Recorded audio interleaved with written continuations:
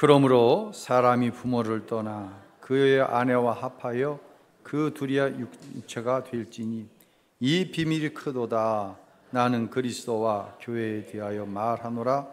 그러나 너희도 각각 자기의 아내 사랑하기를 자신같이 하고 아내도 자기 남편을 존경하라. 자녀들아, 주 안에서 너희 부모에게 순종하라. 이것이 옳으니라. 내 아버지와 어머니를 공경하라. 이것은 약속이 있는 첫 계명이니 이로써 내가 잘 되고 땅에서 장수하리라. 또 아비들아, 너희 자녀를 노엽게 하지 말고 오직 주의 교훈과 훈계로 양육하라. 아멘. 할렐루야. 주님의 크신 은혜와 평강이 5월 가정 축복의 달 여러분 가정 안에 함께 하시기를 예수님의 이름으로 축원합니다. 오늘은 성령 강림 주일이면서 부부 주일이기도 합니다. 목회 일정상으로 부부 주일이면 오후에 외부에서 강사를 모셔다가 세미나를 하곤 했습니다. 코로나 때 이 세미나가 멈춰지고 다시 이 세미나를 어떻게 해야 되나 좀 생각을 많이 했어요. 그런데 지금까지 세미나를 통하여서 답을 얻어본 적이 없는 것 같아요. 답은 십자가에 있고 답은 하나님의 말씀에 있는데 답이 거기서 찾아지지 않으니 그냥 끄떡끄떡하고 공감하는 것으로 맞춰지는 것 같아요. 그래서 마치 이런 것이더라고요. 답이 없는 게 가톨릭의 신부님들이 가정에 대한 강론을 하거나 세미나를 하시면 참 신기해요. 불교의 스님들이 가정에 대해서 자녀에 대해서 이야기를 하면 참 신기하다. 역시 도가 트긴 텄구나. 왜냐면요, 왜 이런 말씀을 들어보면요, 안 살아보면 몰라요. 특별히 가정은 안 살아보면 몰라요. 자녀는 안 키워보면 몰라요. 그럼 살아보면 또 다 알까요? 그렇지도 않아요. 내 가정은 누구밖에 몰라요? 나밖에 몰라요. 내 가정은 나밖에 몰라요. 이제 오늘 오후 급작스럽게 이제 세미나를 공지를 했어요. 제가 다양한 데이터를 공유받는 것에 가입을 해가지고 이 가정, 특별히 이 부부 싸움, 부부간의 갈등에 대한 데이터를 공유를 받았는데 내용을 보면서 혼자 얼마나 웃었는지 몰라요.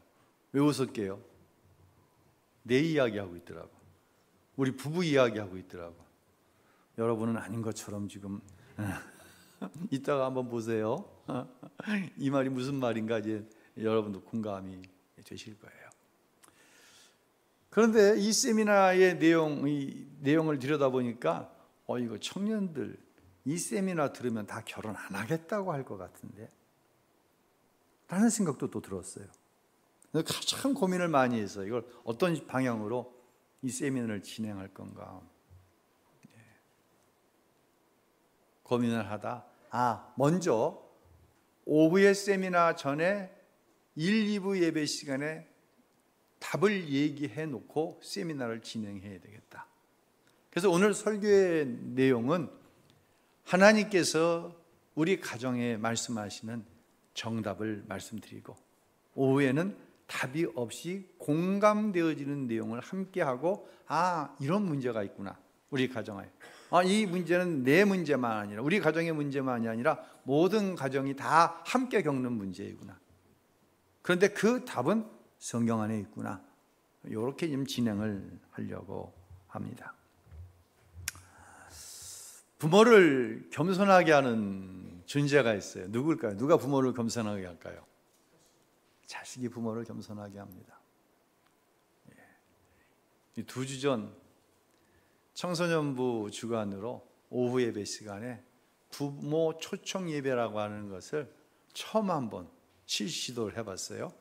청소년부를 담당하고 계신 전도사님께서 목사님 5월 첫째 주일날 오후 예배 때 장년들과 함께 청소년부 부모님들을 초청해서 예배를 함께 해도 되겠습니까? 참 신선한 발상인 것 같아서 한번 해보라고. 그러면서 속으로 무슨 생각을 했냐면, 부모들이 얼마나 참석을 할까? 교회 안 다니는 부모들이 안 나오면 부모 안 다니는, 교회 안 다니는 아이들이 기가 죽잖아요. 저는 어려서 그런 경험이 너무너무 많은 거예요. 그게 얼마나 상처가 되는지 몰라요. 혹시 교회 안 다니는 아이들이 상처가 되지는 않을까, 그런 염려를 했어요. 그런데 이 염려는 기우였어요. 세상에 교회 안 다니는, 생전 처음 보는 부모들도 자기 아이가 그 예배에 참석하니 다 나왔더라고. 100% 나왔어요. 제가 깜짝 놀랐어요. 그리고 전도사님이 주시는 말씀에 함께 녹아드는 것을 제가 보았습니다. 자식 앞에 겸손해 줄 수밖에 없구나. 이런 시대를 살아가는 거예요. 자식 제일주의로 살아가는 거예요. 그런데 세상에 제일 마음대로 뜻대로 안 되는 게 뭐예요 또? 여러분은 그냥 이렇게 적극적으로 대답하는 걸 제가 처음 본 것 같아요. 자식이 마음대로 안 돼요. 정말 뜻대로 안 돼요. 좀 심한 생각으로는, 제 고백이에요.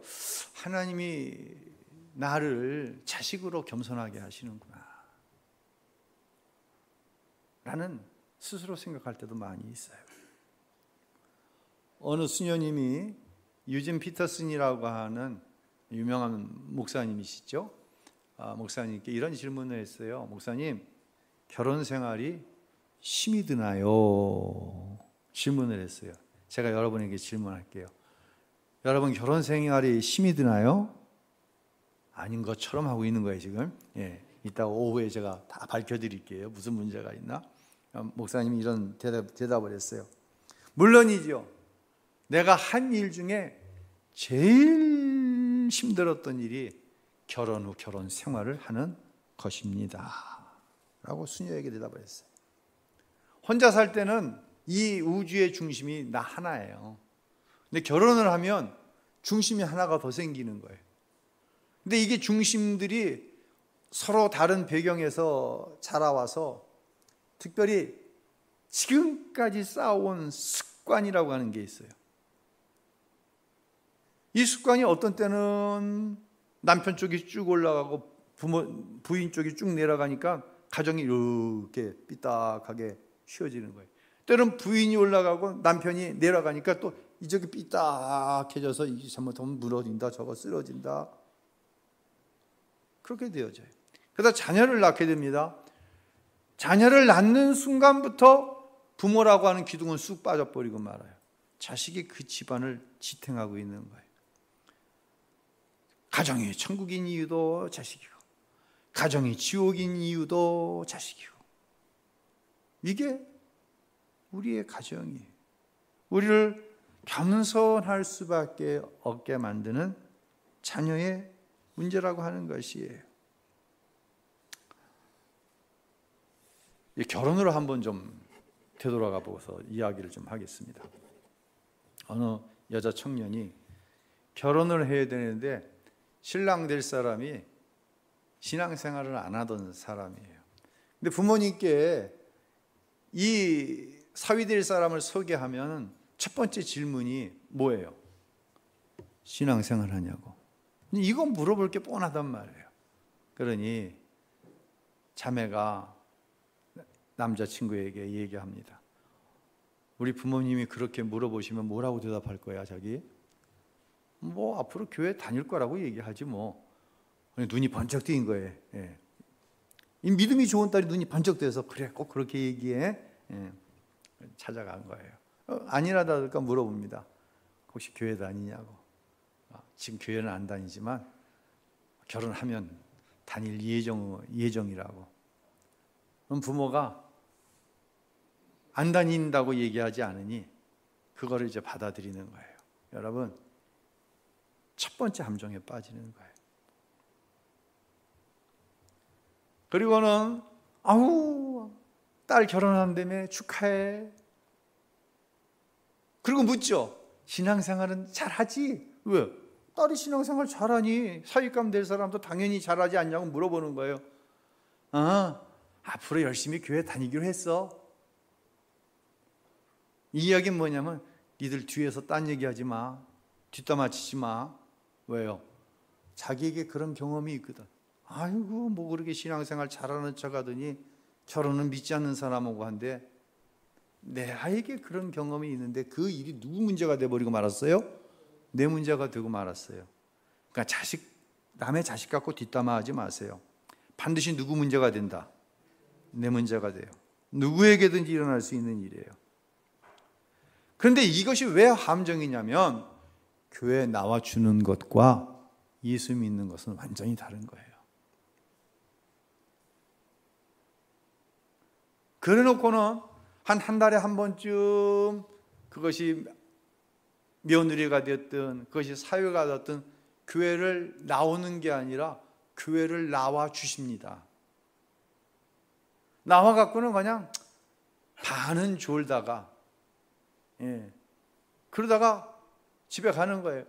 이게 은혜를 받지 못하니 교회 나와 주는 데는 한계가 있거든요. 한 1년 정도 지나면 교회에서 얼굴이 아주 안 보이는 거예요. 이게 바로 우리가 결혼으로 인해서 빠질 수 있는 첫 번째 함정이에요.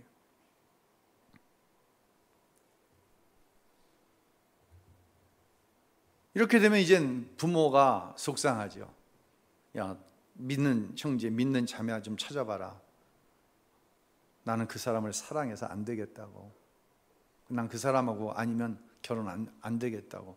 이게 좀 더 심해지면 내가 결혼하는 거지 엄마가 결혼하는 거냐고 아버지가 결혼하는 거냐고 이렇게 쳐대죠.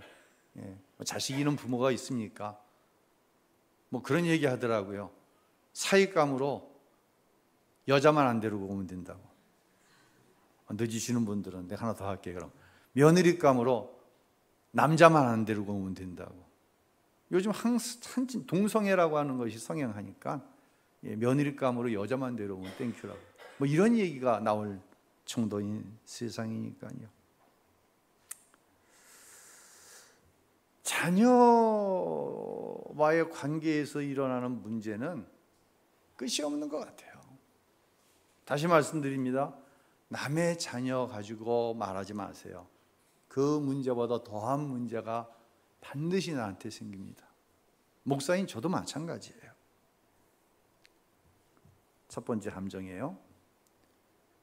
근데 이 함정이 강력한 현실로 돌아오는 순간들이 이제 찾아옵니다.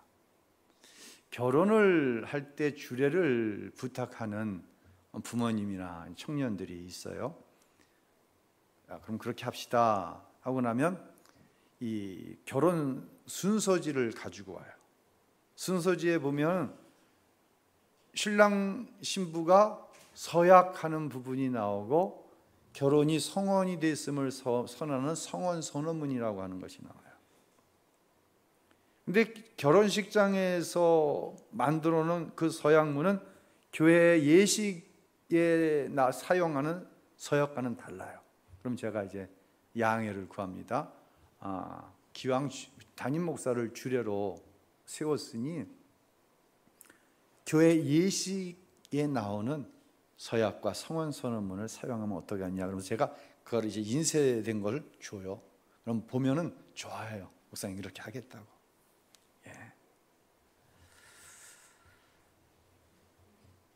그 내용을 보면서 여러분과 좀 말씀을 나누고 싶어요. 먼저 신랑에게 이제 서약을 합니다. 결혼하신 분들은 복습하는 거고, 결혼 안 한 청년들은 예습하는 거예요. 자, 남자분들만, 여자분들은 읽지 마세요. 남자분들만 한번 옛날로 돌아가서 다시 한번 읽어보도록 하겠습니다. 읽습니다. 신랑 아무개 군은 하나님의 신부 아내로 맞아 자기 몸과 같이 사랑하고 위로하며 존경하고 남편 된 책임을 다하되 건강한 때나 병들었을 때나 기쁠 때나 어떤 경우에도 변함없이 부부의 의를 굳게 지키며 남편의 책임을 다하겠습니까? 이렇게 물어보는 거예요. 다음에 신부에게 묻습니다. 여자분들만 함께 읽죠. 신부, 아무개 양은 하느님의 다시 이게 굉장히 심각한 얘기 하려고 그래요.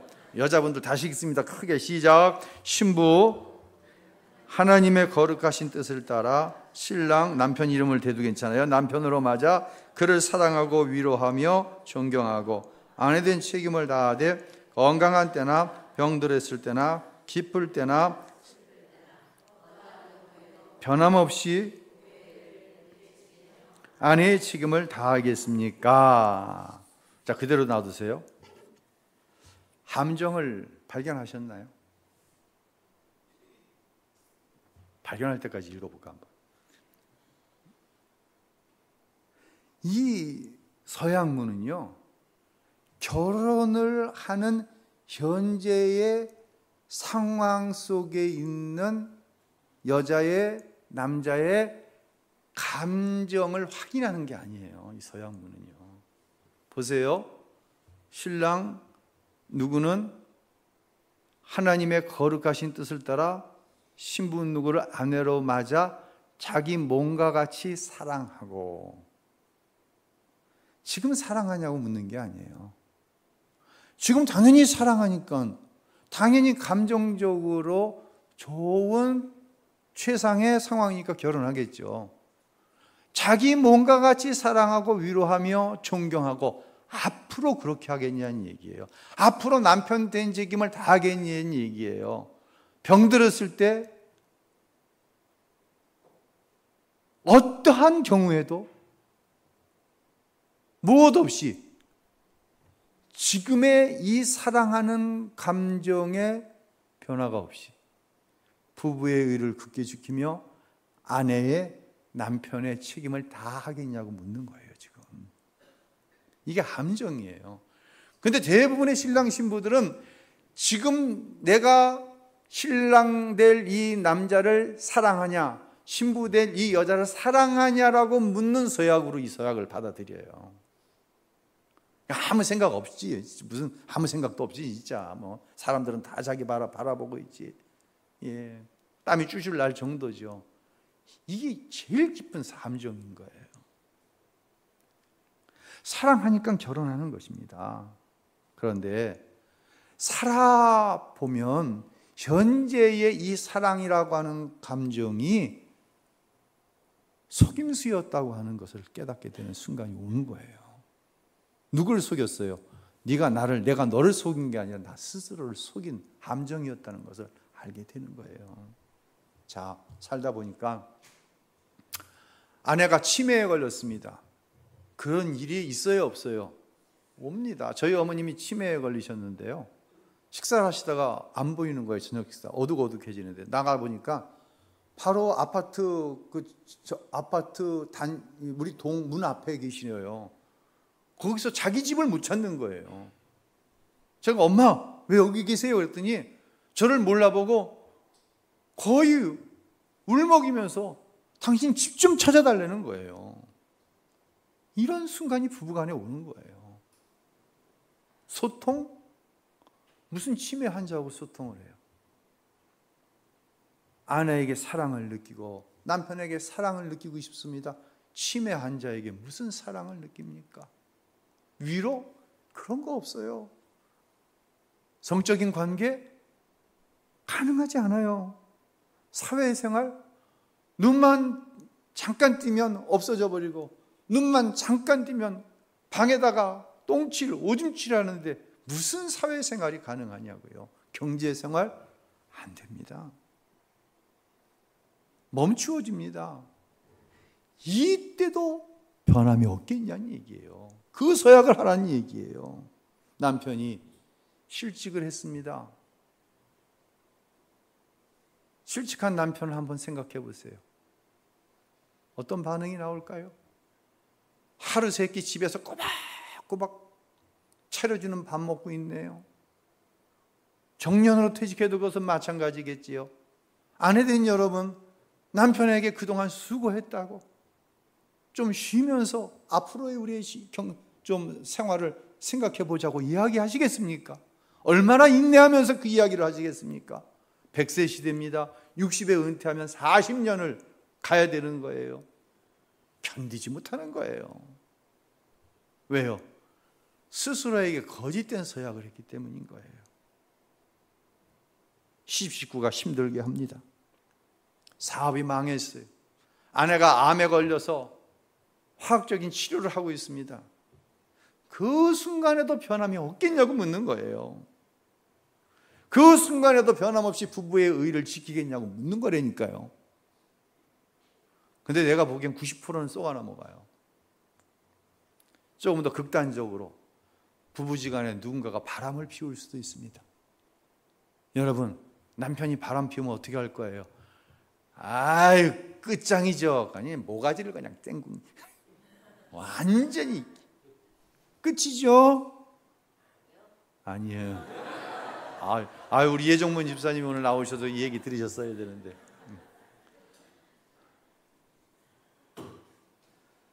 아니에요가 맞는 거예요. 아니에요. 왜요? 결혼 때 그렇게 서약을 하는 거예요. 부부가 어렵게 조금씩 모아 통장을 하나 마련해 놨는데 자식이 사고를 치고 자식이 무엇인가에 중독되어서 그 돈을 한꺼번에 다 까먹는 일이 벌어질 수도 있어요. 그때에도 부부가 마음을 합하여서 그 자식을 끝까지 부둥켜 안고 가겠다고 하는 약속이 서약인 거예요. 제가 서약을 시킬 때면 신랑, 신부는 각자 서약할 때 맨 뒤에 있는 하객들이 들릴 정도로 네, 크게 하라고 합니다. 그럼 네, 뭐 크게 안 하면 제가 다시 하라고 그러죠. 왜 저를 주례로 청하냐고 가만히 들어보니까 그렇게 소문이 났대. 우리 목사님은 주례사를 짧게 한다고. 제가 주례사를 한 20분만 하면 이 이야기를 할 텐데 결혼은 달콤한 것도 아니고요. 결혼은 찌릿찌릿한 것도 아닙니다. 결혼은요, 끝까지 함께 참아내는 거예요. 당신이 있기 때문에 참아낼 수 있었습니다. 당신 때문에 참아낼 수 있었습니다. 함께 가는 거예요. 그래서 성원순원문에 이렇게 쓰여 있어요. 이제 결혼이 성사되었음을 주례자가 선포하는 거예요. 목사가 선포합니다. 우리 함께 한번 읽어보겠습니다. 읽겠습니다. 여기서 신랑 신부일 때 자기 이름을 한번 집어넣어 보세요. 시작. 신랑 승원군과 신부 자원양이 오늘 하나님과 여러 증인들 앞에서 진실한 마음으로 서약하였으므로 성부와 성자와 성령의 이름으로 이 두 사람이 부부됨을 공포합니다. 하나님이 이들을 짝지어 주셨으므로 이제 둘이 아니요 한 몸이니 사람들이 저들을 나누지 못할 것입니다. 아멘. 성원선언문 마지막은 아멘으로 끝납니다. 나도 그렇게 생각합니다. 나도 그렇게 될 줄로 믿습니다. 그렇게 되기를 원합니다. 아멘으로 끝나는 거. 아멘의 내용은 뭐예요? 하나님이 하나로 짝지어 주신 것을 사람이 어떤 것도 나누지 못한다는 거예요. 남편이 아내를 바람을 펴도 나눌 수가 없는 거예요. 아내가 남편이 경제적인 사고를 쳐서 집이 경제적으로 망해도 그것이 부부를 나눌 수가 없는 거예요.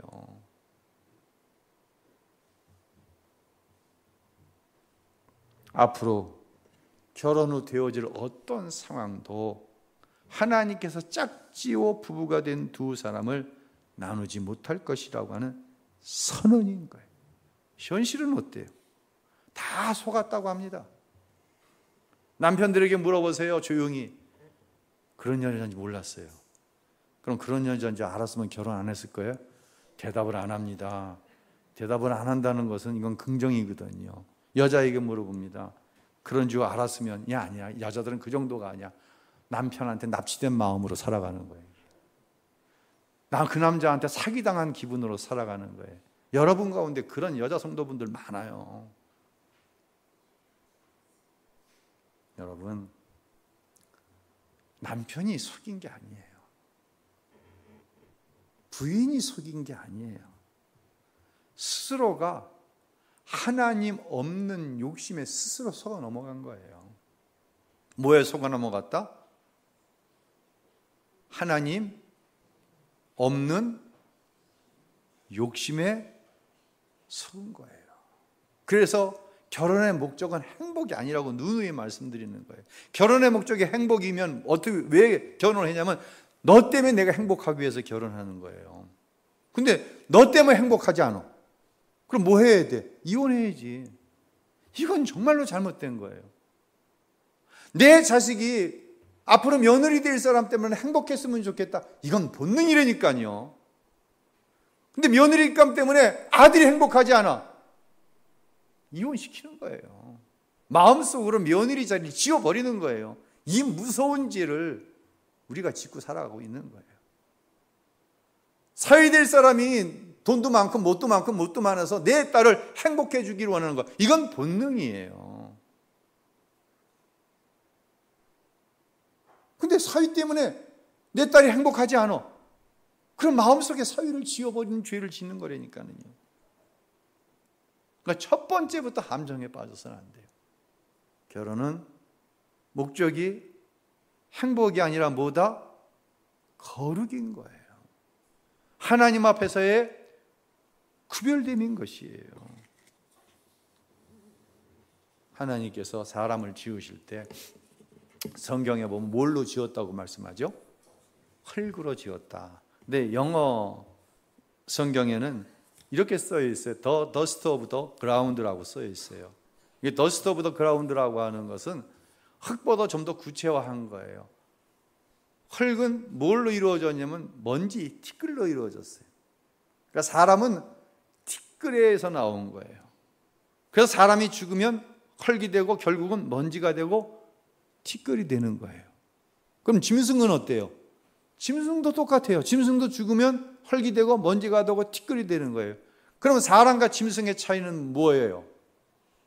사람에게는 하나님께서 생기를 불어넣으셨어요. 그래서 생명, 살아있는 영적인 존재가 된 거예요. 근데 만약 사람이 티끌이 되어서 본능으로만 살아간다면 이건 짐승 같은 사람인 거예요. 이건. 짐승과 뭔 차이가 있어요? 구별됨이 없는데. 오직 행복만 추구하는데 짐승도요 많이 모아놓으면 뿌듯해요. 짐승도요 많이 자기의 뜻대로 무엇인가가 이루어지면은요 뿌듯해요. 결혼 생활이 부부지간에 많이 얻은 것, 자기의 소원대로 잘 된 것 때문에 행복하다? 이건 티끌이에요. 이거는 생명, 살아있는 영적인 존재가 아니라는 얘기예요. 예수 믿는 성도의 가정이 생명이 되어지면 어떤 유익이 생기는지 아세요? 내가 바라볼 때 내 자식은 가능성이 없어. 티끌 같아. 티끌에 먼지에 무슨 가능성이 있겠어요? 소망이 있겠어요? 내 남편, 내 부모, 내 부인, 내 아내 소망 없어요. 티끌 같아요. 근데 거기에 하나님의 생명의 빛이 임하는 거예요. 그러면 생명이 되는 거예요. 에스겔 골짜기의 마른 뼈들에게 하나님의 신이 임했어요. 그랬더니 그들이 살아있는 군대가 되는 거예요. 여러분의 가정 안에 하나님의 빛이 임해야 되는 거예요. 여기에 답이 있는 거예요. 하나님 없는 인생이 추구하는 행복은 본능이지 결코 하나님께서 말씀하신 부모를 떠나 하나가 한 몸이 되었으니 사람이 절대로 나누지 못한다고 하는 그 거룩한 가정과는 거리가 먼 것이다라고 하는 것입니다. 그래서요, 성도의 거룩한 가정 안에는 오직 본능만 있는, 오직 행복만 추구하는 사람들의 가정과는 다른 모습이 있습니다. 그 말씀이 오늘 본문인 거예요.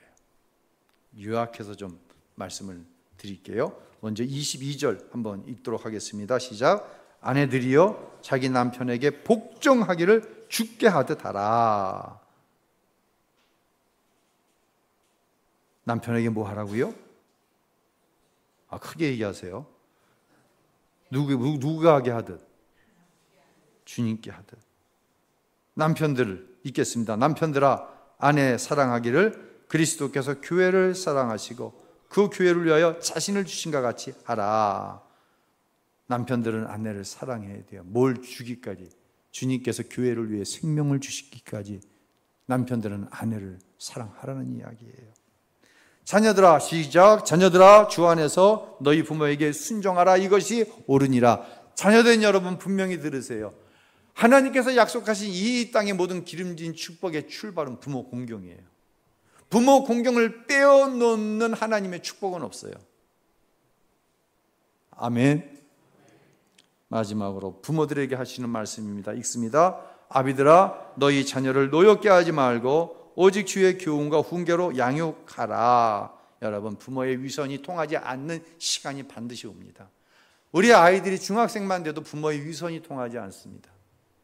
말로는 하나님의 찾고 기도한다 그러고 말로는 뭐 사명, 헌신, 예배 이야기하는데 도무지 우리 부모 안에서 하나님의 말씀을 찾아볼 수가 없어.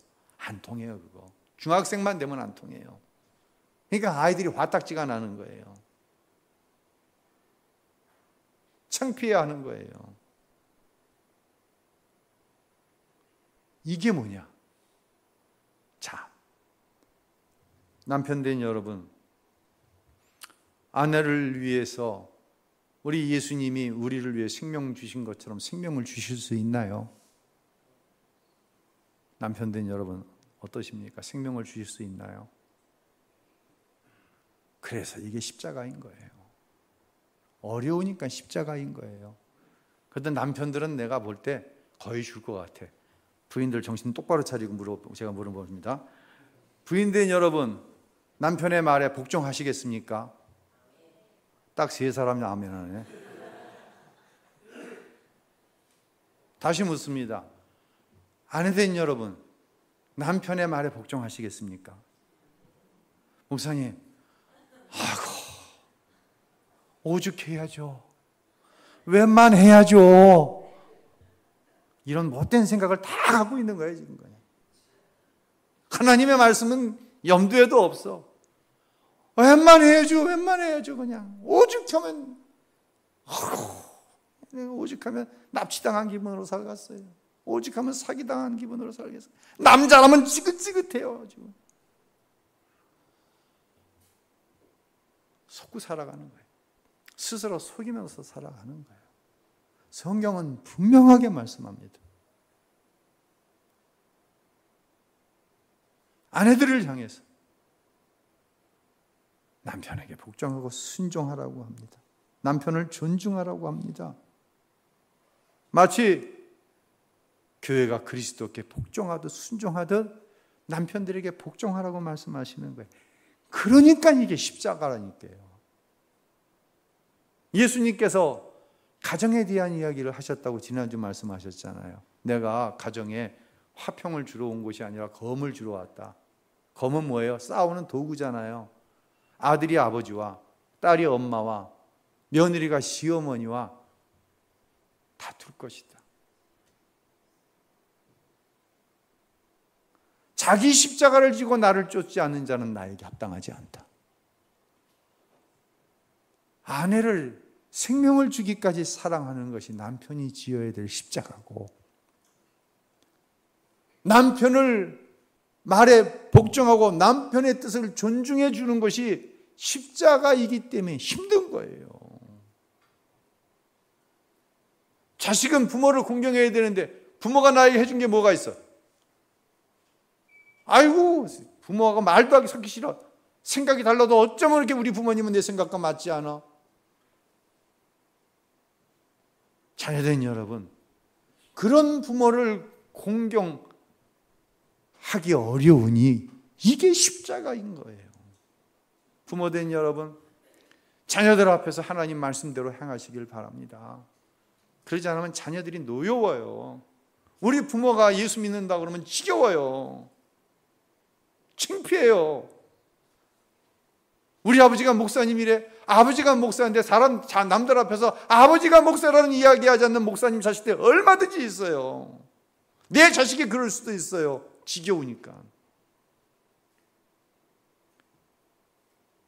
그러니 이게 십자가인 거예요. 가정이 어떻게 살아날 수 있을까요? 십자가는 어려운 거예요. 십자가는 네가 죽는 게 아니라 내가 죽는 거예요. 내가 죽어 사랑하고, 내가 죽어 복종하고, 내가 죽어 공경하고, 내가 죽어 노엽게 하지 않는 거예요. 내가 남편으로, 아내로, 자식의 부모로 지어야 될 십자가를 어렵지만, 힘들지만 지면은요, 예수님이 내 가정의 연약함을 십자가에서 이미 담당하셨다는 사실이 비로소 믿어지는 거예요. 어느 때 믿어진다? 내가 지어야 할 십자가를 내가 질 때 주님께서 내 가정의 모든 문제를 십자가에서 이미 담당하셨다는 사실이 믿어지는 거예요. 그때 가정이 살아나는 줄로 깨달으시길 바랍니다. 반대로 내가 십자가 지지 않죠? 주님의 십자가가 나와 무슨 관계가 있어요? 우리 주님은 죽기까지 하나님 아버지 앞에 복종하셨어요. 우리 주님은 교회를 사랑하셔서 죽음으로 교회를 세우셨어요. 그리고 우리에게 말씀하시는 거예요. 자기 십자가를 지고 나를 쫓지 않는 자는 나에게 합당하지 않다. 누구니 나를 따르려거든 자기를 부인하고 자기를 십자가를 지고 나를 따를 것이니라 말씀하시는 거예요. 계속해서 말씀하시는 거예요. 여러분을 축복합니다. 여러분의 가정이 살아날 수 있게 되시길 바랍니다.